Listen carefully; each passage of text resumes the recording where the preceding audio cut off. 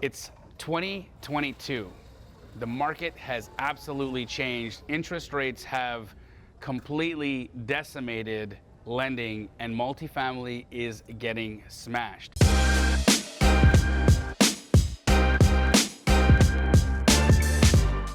I am with my very good friend, Sophia Willets, who is by far one of the most incredible multifamily investors that we have here in Phoenix, Arizona. And we're going to talk about a deal that we're in together, what happened with that deal, and what things you can take from this video to make sure if you're investing in multifamily that you don't get burned. Keep watching till the end. Sophia. Hey, Jamil. How are you doing? Hi, Bo. Nice to see you. Nice to see you too. So we've gone through it. Yeah. It has been a difficult time, guys. So to give you a little bit of background on what we're talking about today, Sophia and I got into a deal in Arcadia, which is an A-class part of town here in Phoenix, Arizona, a 53-unit building, and phenomenal deal. So we thought when we first got into contract. So we went into contract together, and large earnest deposit, non-refundable right out the gate. Sophia had lined up some lenders for us to be able to close the property, and then all of a sudden, things changed. So Sophia, first and foremost, thank you for being with us today. Yes, thank you. And a lot has happened in the real estate market with the shift that we've seen because of interest rates. What's been happening in multifamily because of that? It's something that I've never experienced in my experience of actually being a commercial broker and doing about 1,000 transactions in multifamily, and always making sure the lending's lined up has never really been that big of an issue. But just to kind of back it up a little bit, if you think about it, I started in 2013. And I was selling buildings for like $50,000, $40,000 a unit. Right. Now we're selling the buildings. The average sales price in Arizona is about $275 to about $325 a door in Phoenix alone. So like 10 times what, when you first got involved. Correct. 10 times what the values were then. Correct. So we recently just flipped a building. We bought it at $200 a door. You felt comfortable going in on the deal with me, even though I felt at the time, I'm like, hey, I can just list it, you can make more. But you're like, no, I want to go in the deal with you. We went in that deal, like we went into contract as soon as we closed it. Yep. And then we sold that at $400,000 spread. So it was right around like that 270 door mark. Yep. No problem. The difference was each individually parceled. So what that means is they were duplex, duplex, duplex. They bought it on a commercial loan. They got a 3.9% interest rate, which was awesome. They locked it in March when we closed it. They locked in that rate. They didn't close until like 2 to 3 months later, which took a little bit, but they were still able to lock in that 3.9%, which is great. If they would have just done the residential financing, they still would have been at like a 5.5, 6-ish rate. But since they bundled all that, because they're all lined up together, they were able to get a 3.9%, and they closed and they performed, and we made money. Yeah, it was a great deal. Yes. Thank you for that, by the way. Yes. And then what we did was, you had a call a deal. It was an institutional deal. Those are really hard to come by. It was brought to us off market by your friend, and I had Joshua, which is my husband, find the seller. We negotiated a contract. We didn't want it to go on the market. At $12.5 million, I got other brokers' opinions, and I was like, it's worth 14 to 15 million. I submitted it to lenders also before we went into escrow, and they're like, yes, it's definitely worth 14 to 15 million, and we shouldn't have a problem getting a loan on this property.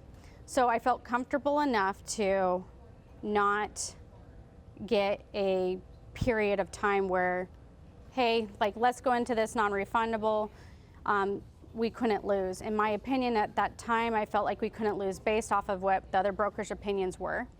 And lending being lined up, like legitimate lenders are saying, Sophia, we want this building, we want this in our portfolio, we want to loan on this building. And so imagine that, right? You're in contract on a property at $12.5 million, and you've got financing lined up where the value is $15 million. So you got $2.5 million in equity from the lending point of view. Yes, and for me, it was like a no-brainer. Let's go on this deal. Like, I don't want to get any other partners involved. So it was just going to be you and Pace. And I was like, we couldn't lose based off of where the market was headed. And based off of where the comps were on this property, the comps were like anywhere from $285,000 up to $300,000 a door based off of what has actually happened in the previous 6 months. Right. So I felt like it couldn't lose. The only thing I didn't like about this building is it was a master meter building and majority were ones, but I oversaw that based off of the location. I was comfortable enough to go on a deal like this because of the location. I could oversee that because we were getting at $236 a door. So based off the average sales price of $275 to $300, I was like, we have a safe spread in here. We were buying it at a 3.18 cap, which is the trailing 12 on this building. The in-place cap rate was about a 3.87. When you typically do like a bridge loan on something like this, it's anywhere they would put 15 to 20% down leverage. You're in the 5 to 7.5% interest rate. And then after that, they would give you all the rehab money and you could finance some of the like closing costs. When I first initially took on the deal, everyone's like, oh yeah, we can get a loan on this, 15% down.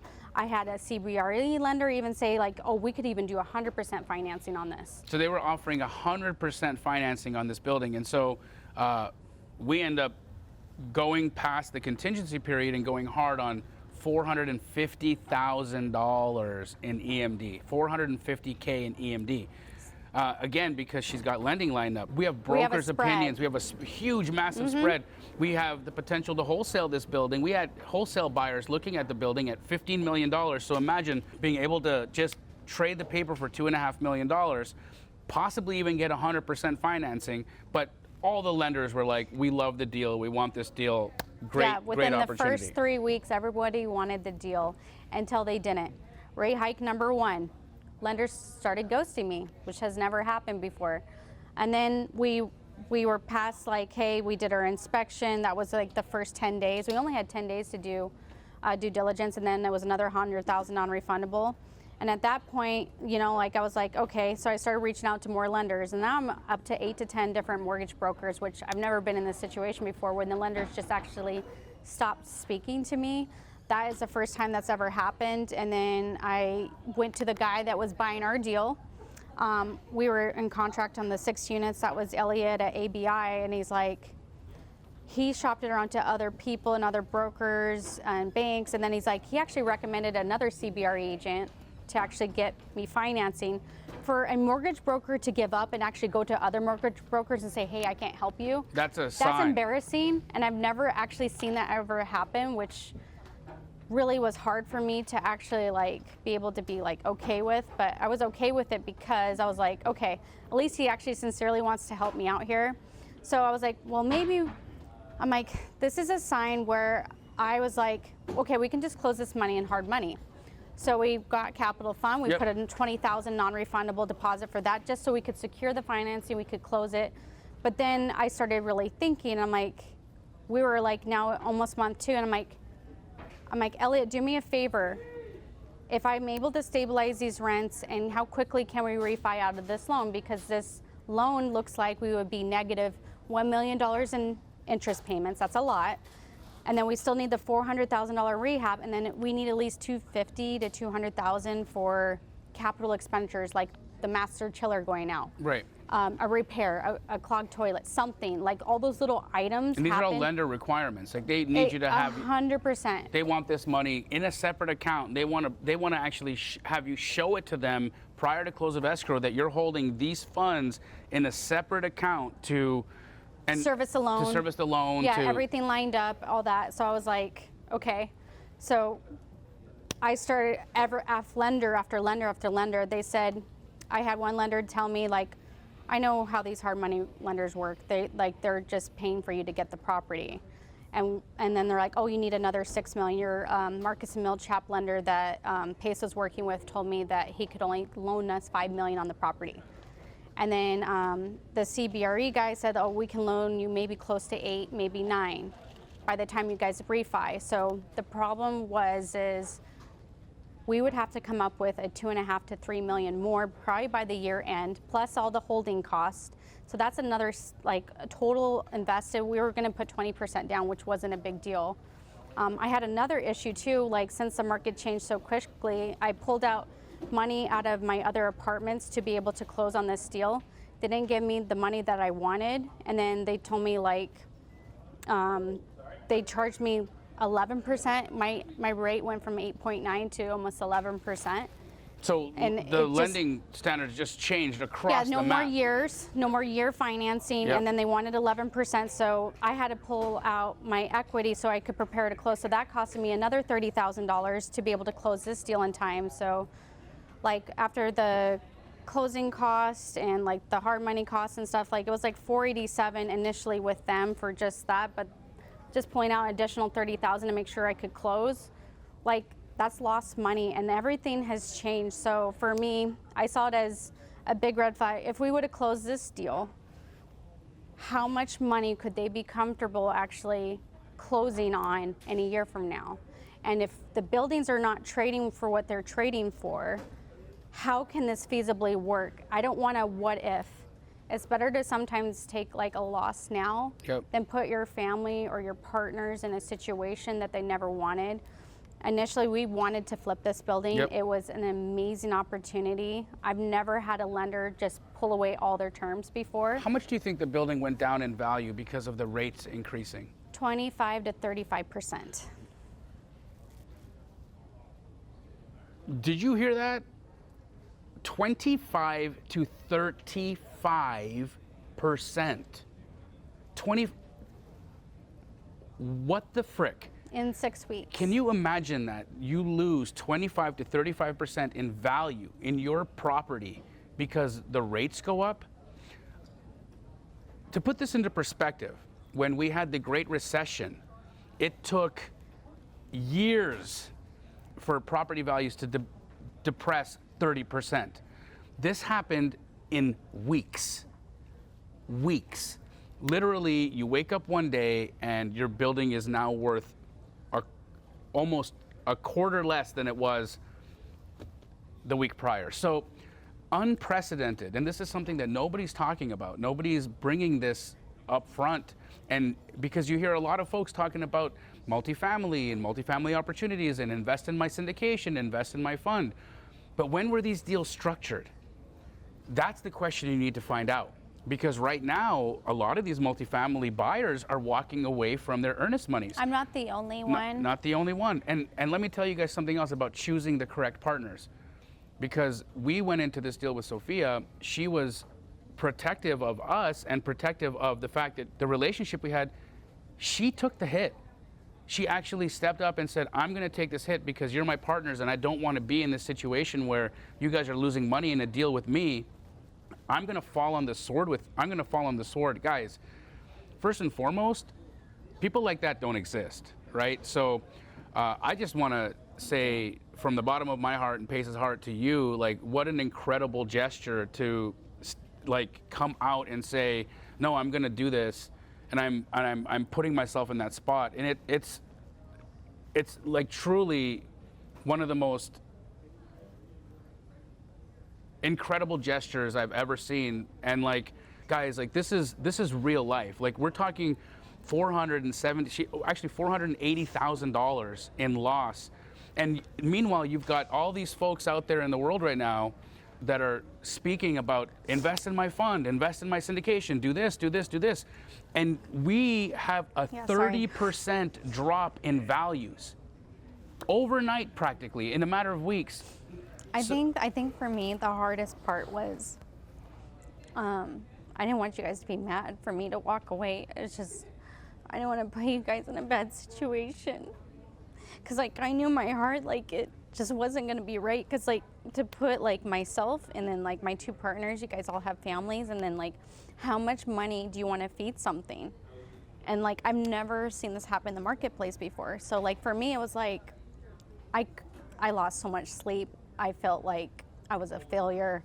Like I never lost money in a deal. Like, you know, we have like our, you know, egos and pride, all the things. And like you're like, and I always want to put other people first. And so for me, like having this not work out, I was like, and I woke up, like I was in Idaho when you like were talking. He even talked to other brokers, and some other brokers were like, oh no, the market's still where it's at. And I'm like, I knew my heart it wasn't, because the guy next door had a building for sale and he had it listed for $325, but they were getting offers at like $270 a door. Right. And then my other guy, Chris Roach at Colliers, he had Ava North and Ava South.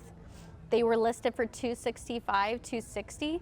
They were getting offers at $2 over the summer. So like the market is gone because of the debt service cover ratio. And if the debt service cover ratio is not there to service the debt, you need substantially more. So with our deal, we would need close to 65% down to be safe. Insane. So where is multifamily headed then, Sophia? Like, sorry. I know I just need a moment. Sorry.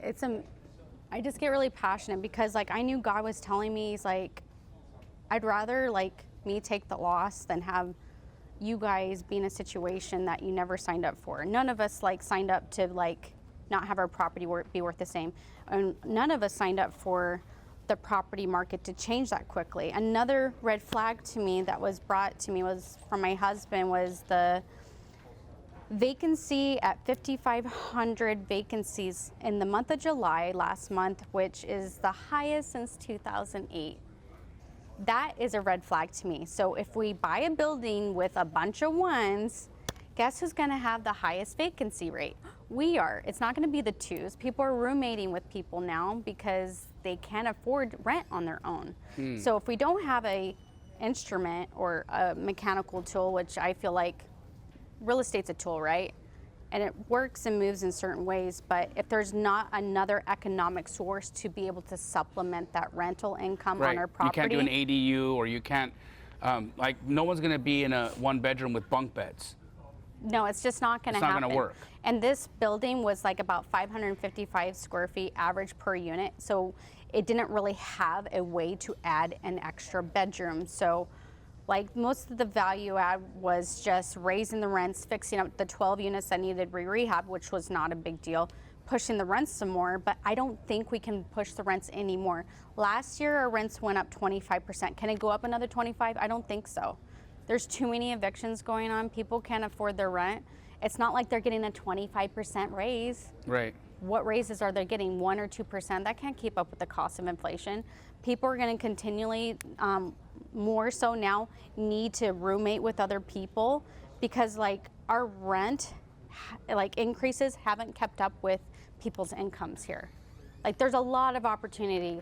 Like we've had great runs, but unfortunately, if you think about it, I could not sleep at night knowing that we closed that deal and then the vacancies go away, our rents go away, and then we could lose the property by year end because we only had 1 year to make it happen. This video is brought to you by PCS. Do yourself a favor and make sure you have proper corporate structure. Click the link in the description to make sure that you're not just a person, you're a business. Now stop watching me and go watch me.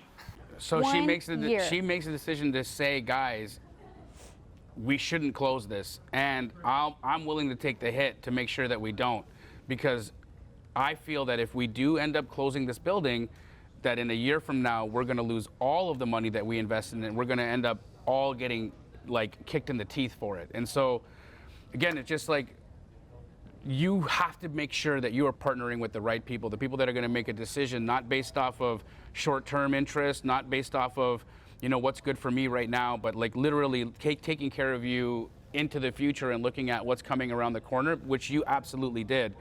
And Sophia, like I have to say to you, like you are like one of the most incredible professionals. But moving past this now, will there be opportunities in multifamily now with all this happening? What's the bright side? Do we have a silver lining? Yes. So one thing's always you want to focus on is always location. Yep. But the biggest thing you need to focus on, and I've been a flipper, you're a flipper, we like to flip. Right now, guys, it's going to be more of a buy and hold market. If you're looking to flip, I caution you. I feel like that season's come to an end. Not saying that you can't buy something and add value to it, but you're not going to see the same returns on flipping anymore. For multifamily? No. Yeah. No. Possibly, I mean, single family flips are still great. I will give you an example. Yep. So you're going to be at my event on Thursday, July 18th at 6:30 at Avalon. You saw it being a terrible miserable place. Yeah, it was in the condition when you were just starting the renovation. I wanted to show everybody the before. Right. The gut job, all the problems that the building had. But I'm in escrow. Just went in escrow over the weekend, so thank the Lord. He's definitely, you know, like I took that loss, and then the next day, like he sold my, like I got my property under contract. I was like, okay, he's gonna restore me. It's gonna happen, right? I'm like, I'm not making the same return that I thought though. So I bought this property. I positioned it so that way I made them all 2s. Yep. There was 3 1s on this property. It's 12 units, and I made them all 2s, and I made it to be ran as a Airbnb. I want to touch on the Airbnb market. That has changed. All the Airbnb tenants that were renting my apartments before are not doing it anymore. They're losing money. They're not able to stay in the Airbnb market. So the Airbnbs have started to depress. Extremely. Now there's also so much competition. Everybody wants to start their own Airbnb. I had the subtenants, you know. I sold that 4-unit last November at 2021. I sold it at $575 a door, 2.3 million. I broke the market in Scottsdale. $575 a door is crazy. Just 900 square foot units, and it's 70s construction. I put in a short-term tenant at $2,800 a month. You know, I was able to deliver it at a 5 cap. So I'm selling this one on Avalon. I try to rent it out at $2,800, $2,400, $2,200, and then I actually leased it out to one of my best friend's clients, and he opened my eyes for me on what his business is. So he does like special living for like Native Americans. Oh, wow. So he rented out my units on a master lease at $2,400 a month. He pays all utilities, all rent, which is all great. But guess how much he's making off my building a month? So he gets $13,000 to $15,000 per person, and he's making about $450,000 a month, and he's only paying me $19,000 a month. Wow. So for me, that's definitely the future for multifamily, is positioning the property just for it to cash flow in a different light. I got everything just pretty much approved for the Home for Grace, which is my foundation for the sex trafficking victims. My goal is to at least get 1 million homes within the next 10 years, since there's only 300 homes right now for these victims. So I talked to my lady, Dr. Jones, and she set up my foundation, my nonprofit, but she's like, she was trying to get me to do veterans and all these like, or natives or Section 8. I'm like, I don't want to do any of that. I just want to focus on people that really can't help themselves. And so like, she pulled up all the information, and she's like, oh girl, you're right. There's like $55 million in grants for this. I was like, oh, well, that could be my start. Maybe that's definitely, I feel like, my calling. But like, I mean, some of this money doesn't go for good use, but there's actually people that really want to help people. Yeah, and you can get much greater returns in servicing those products for rental, right? For rental income. Again, government housing or some form of government assistant housing. Yeah, and you're helping people at the same time. So there's definitely a need for that. There's a lot of people.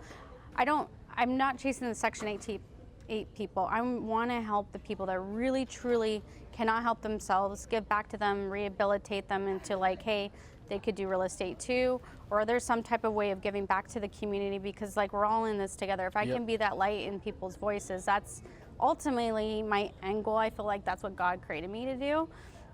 It's great when I sell a building. Like I buy and sell and represent clients all the time, but like for me to like go in on a deal and be like, oh yeah, we're gonna make a flip right now, I'm basically lying to them, because like I would be lying to myself, and that's something I'm not willing to do. Right. So in a nutshell, right now would not be a time for getting into multifamily flips until lending comes down to normal. So what would you say those rates need to be? A fourplex loan right now is about a 6.5% to almost 7% on a fourplex. The commercial lending side, you need a bunch of them lined up together, and they're like in the 5s to 5.5. So we're not going to see those 3s. We're not. So will flipping ever come back? 100% it will, but you need to be able to cover your rents. So for example, I'm selling this building to a guy right now that's in a 1031 exchange, but he wanted me to deliver the building vacant because he wants to have all his employees. He wants to have a corporate lease in there. I built this property to be ran like a business. A business. I didn't buy this property to be a economic property where you're just renting it to a regular tenant. Right. I built it and I'm profiting. I'm selling it. I'm breaking the market in Holiday Park. I don't know if you are familiar with Holiday Park. It's all those bunch of fourplexes everywhere. In Scottsdale? Yes. Yep. And I'm breaking the market at $450,000 a door. Wow. That's still like a price of a house. So am I going to take that money and run? Yes. Am I waiting on the sidelines to wait and buy when the prices get lower? Absolutely. And do you think prices will eventually catch up? Like, will this whole lending situation trickle down, and eventually will people be able to get great deals on multifamily product moving forward? I think if you have cash, like every market has its season. The biggest thing that people don't realize is 2008 never went away. They just wrapped up that bad notes. All those bad notes are still out there. We still owe all that money from 2008. So this is not going to, in my opinion, I don't think it's going to be a recession. I think it's going to be a depression. If you have your liquidity available, that's going to be I think the most value that you could possibly have is having your funds ready to go on an opportunity that you wouldn't have your funds on before, because money's going to get tighter on lending. It's just going to get less and less and less. I don't necessarily want my money in the banks either. I'm like, I need to start my own bank. I keep on talking about that because, you know, there's not a guarantee. And if all the banks fail, like what's going on in China right now, you heard about what happened? Yeah, there was, I know that people have been protesting and stopped paying their mortgages because... Well, yeah, because they froze their bank accounts. How can they pay their mortgages? Right. So if that happens here, it could. But the problem is, you know, like how you're insured for $250,000, but if all the banks failed, they don't have enough money to be able to cover that. Correct. So that makes me a little bit nervous as well. So it's like, where do you put your money? Like, you know, like I just want to make sure that, like, as our market's changing, is that I have the liquidity to make sure that there's some type of positive cash flow. But if you're buying something at $450 a door, for example, my Scottsdale deal, and if one thing goes wrong, you're negative cash flow, okay? So if you bought in another market, like I noticed that you guys were buying something in North Carolina or Texas and other places, you're chasing a different type of tenant, and are they gonna be able to pay? So I always focus more on location, because I feel like location, you can be a little bit more selective on your tenants, and some people just don't care, they just want more doors. So it really just depends on your exit strategy. Also, lenders care about location too. So something you should keep in mind with commercial lenders is they can redline any property. They can discriminate all they want. They do not have to lend, and they can take away terms at any point. So huge point there, guys. What she just said, they can change terms at any point. So think of this, you could be in a building, you can waive financing contingency, and right before closing, your lender could yank the loan, because they all had given Sophia commitments on this building. Yeah, what they do is a letter of intent. They're not saying that they're going to do anything. So that means that they're willing to lend. Here's a letter, we're going to give it our best shot, and if things don't work out, we're going to walk away. Sorry. So. And essentially, that's how fast the decision can get made. So, food for thought. You want to take these very expensive lessons and apply them to your life. Right now, focus on generating cash, and you can focus on generating cash. Wholesaling single family is still, in my opinion, one of the fastest and easiest ways to print money. So guys, make sure you're checking out how to do that. I have tons of resources on helping you how to wholesale. You can also, after you've generated cash, start going after these opportunities that Sophia is talking about and make cash offers on buildings that are going to be hard to finance. And I think that, well, you know, I definitely agree. If people are just starting out 3 and 4plexes, duplexes all day long, you can get a regular loan. The commercial ones you cannot, and everything's based off the income the income approach is where it's coming off of. The comps come secondary. But when it comes to a duplex, triplex, or 4plex, it goes based off the comp approach and then the income approach. So the lenders look at them very differently. So, but it's just crazy how fast the terms change. But I was not willing to do, I mean, no building's worth that potential risk at the end of the day. Right, it's the difference between losing hundreds of thousands of dollars and millions and millions of dollars, right? So that's the note here, right? It's not a proud moment. It's not a good moment at all.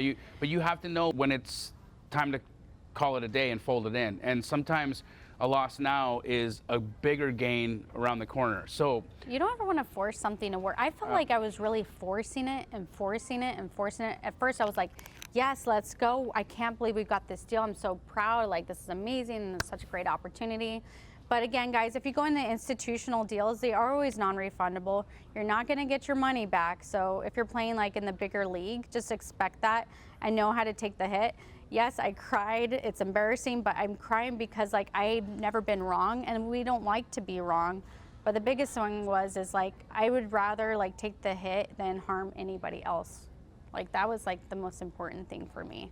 Partners, guys. It's super important that you play with people that are just genuine and have super incredible ethics and care about people.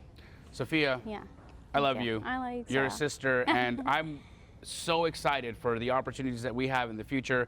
Sophia and I are going to do a lot of damage out there, guys. So keep watching, because we made $400,000 on one flip. We are going to continue investing in multifamily, and we're going to do it in a little bit of a different way. As you've heard, things have changed in the multifamily game. But could you imagine making $450,000 a month on 8 doors?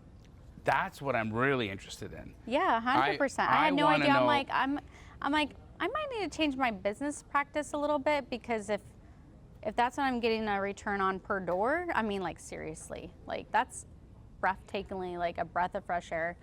I'm like collecting $2,400 in rents. I'm like, no, I should be collecting like, $450.